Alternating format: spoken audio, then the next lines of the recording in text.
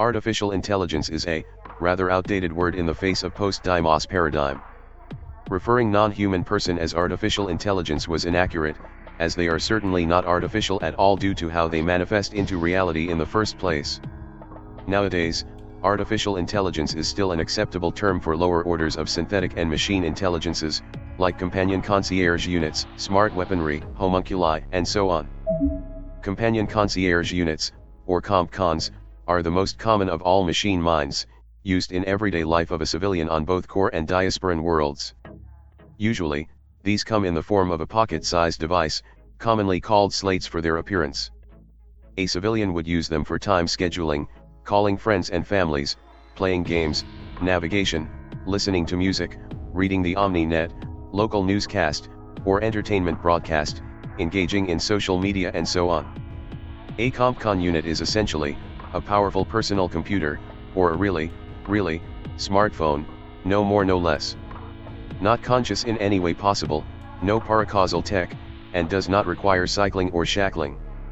Compcons are also configured to adapt to their users' routines and personality, creating their own personalities based on internal psychological profiling of their users, allowing them to act as a personal assistant to their users. But their limitations will appear more obvious in novel situations. Smart weaponry is based on the same coding of compcons, but with significant upgrade to their processing power and extra emphasis on friend or foe identification and morality ethics praxis programming. They come in two forms, copy drives and compcon wingmen. Copy drives are weapons that incorporate 1+ NCC units capable of rapid partitioning, data cloning, and tethered separation. Upon firing, the prime copy flash clones a copy of itself onto the projectile while the prime copy remains on the host weapon. The prime and clone units are still connected through wireless Omni-net link, allowing the clone to feed telemetry and other essential data back to the prime unit, allowing it to adjust the flight plan and other parameters in real time while continuing to fire and clone new copies into the projectile. Deep theory on subjective experience of copy drives is limited, and interpersonal interaction with prime units are rare. Most people simply see them as a weapon, a gun. But with some isolation protocols removed or post-market communications architecture installed, you can, definitely, talk to your guns. Compcon wingmen are instead more like a user-facing administrative compcon made for the military. Usually, they are integrated with a specific system or weapon to maintain and operate their host system within operating parameters set by the pilots or factory defaults.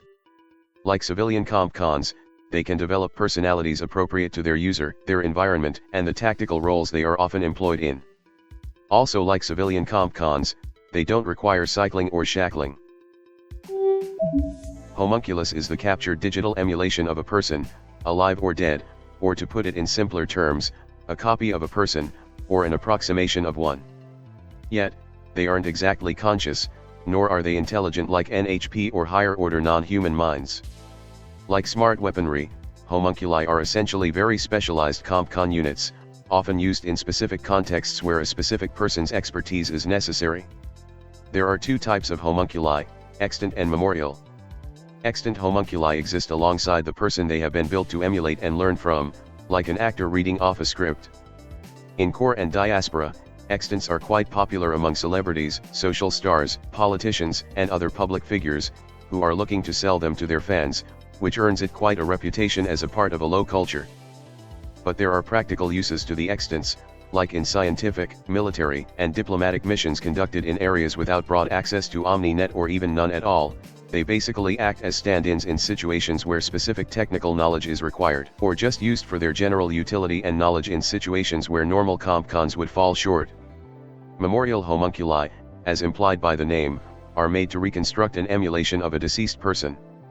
Memorials are created by using publicly available, and if possible, privately available writings, footages, and recordings, to ensure the most accurate representation as possible. The most popular public use of memorial homunculi is generally confined to museum and personal use, for recreating the deceased or temporally misaligned on account of interstellar travel. Memorials are also broadly used in cases where specific technical, tactical, or sensitive knowledge is needed, and in these cases, subjects with foreknowledge of their memorialization or even possibility of it will often begin recording a profile on an extant homunculi prior to their death for the proper creation of a memorial. These, of course, don't encompass all classifications of machine minds, there are others that have their own nuance, price, rarity, and thorny philosophical or technical questions, which the Karagan trade baronies seem to be very eager to answer with their rather extensive development on machine minds, that might just shows a possibility of what humanity could have become, without Ra. Hello there, if you like this video, please subscribe to my channel and click that notification bell button. If you really want to support my channel, you could visit my Patreon page, or buy me some coffee, links in the description. Anyway, have a nice day.